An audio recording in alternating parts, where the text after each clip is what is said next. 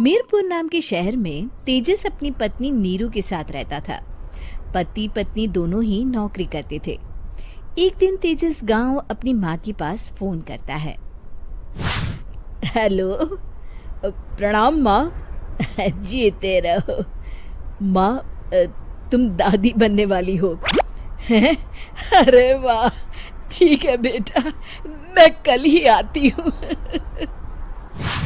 जब माँ जी शहर पहुंची तो बेटे बहू ने बहुत अच्छे से स्वागत किया। लीजिए माँ जी, चाय।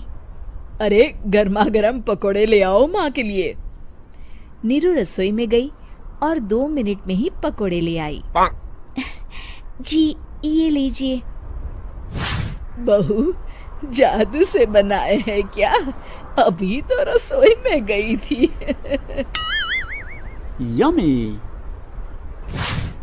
माँ जी, शीला रसोई में पकोड़े तल रही है, मैं बस लेकर आई।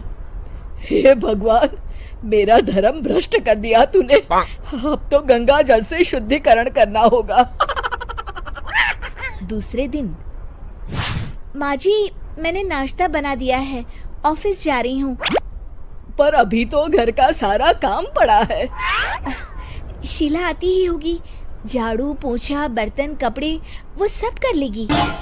हमारे जमाने में घर का सारा काम हम ही करते थे। जी माँ जी, आप बहुत होशियार हैं, मैं घर ऑफिस दोनों नहीं संभाल पाती।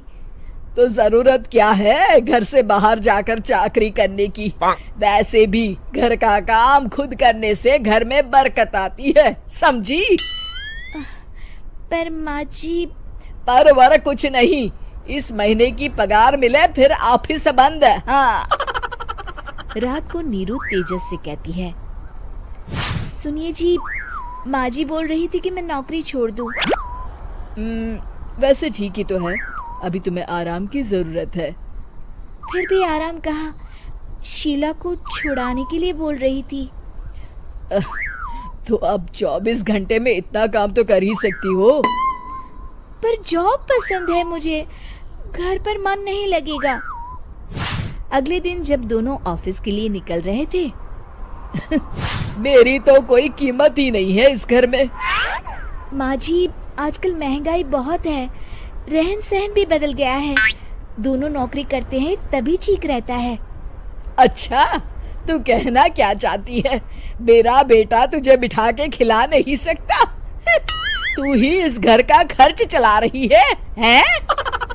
नहीं माँ जी, मेरा वो मतलब नहीं था। मतलब खूब समझती हूँ, ये बाल धूप में सफेद नहीं किए मैंने। हाँ। अब तो ये रोज का काम हो गया था। तेजस भी रोज की झिकझिक से परेशान हो गया था।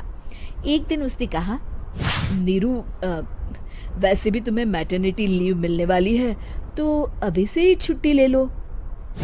पर क्या, मेरी सैलरी अच्छी खासी है। आखिर नीरू ने रिजाइन कर दिया।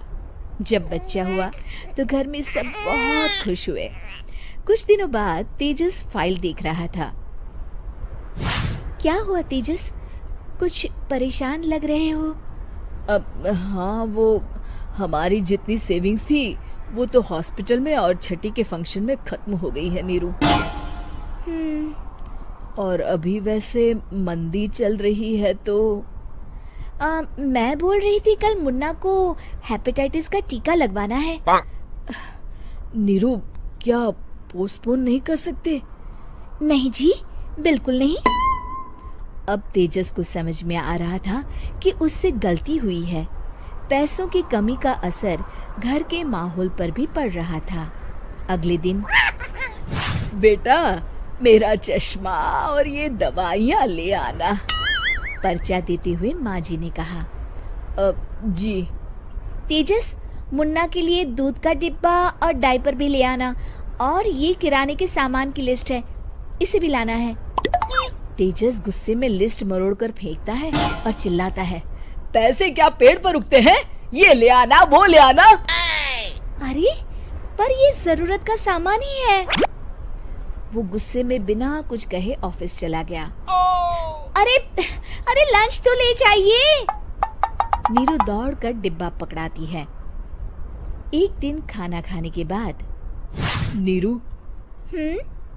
अब तो मुन्ना कुछ बड़ा हो गया, तो अब तुम वापस ज्वाइन कर लो ना जॉब। पर इस रिसेशन में जॉब मिलना बहुत मुश्किल है। ट्राई तो करो। फिर मुन्ना? माँ जी है ना, और एक फुल टाइम मेड भी लगा लेंगे। पर माँ जी, उन्हें तो पसंद नहीं। तभी माँ जी वहाँ आ जाती है और प्यार से नीरू के सर पर हाथ फेरते हुए बोलती है, अब मेरी समझ में आ गया बहू, पहले के और अब के समय में अंतर है। तुम काम शुरू करो, मुन्ना की जिम्मेदारी मेरी। मेरी प्यारी माँ जी। ये कहकर नीरू उनके गले लग गई। शिक्षा, परिवर्तन संसार का नियम है, हमें भी समय के साथ चलना चाहिए। उम्मीद है कि आपको हमारी ये कहानी पसंद आई होगी। कृपया हमारे चैनल को सब्सक्राइब करें और सभी अपडेट्स के लिए बेल आइकन जरूर क्लिक करें। और हाँ, वीडियो लाइक और शेयर करना मत भूलिएगा। Bye bye.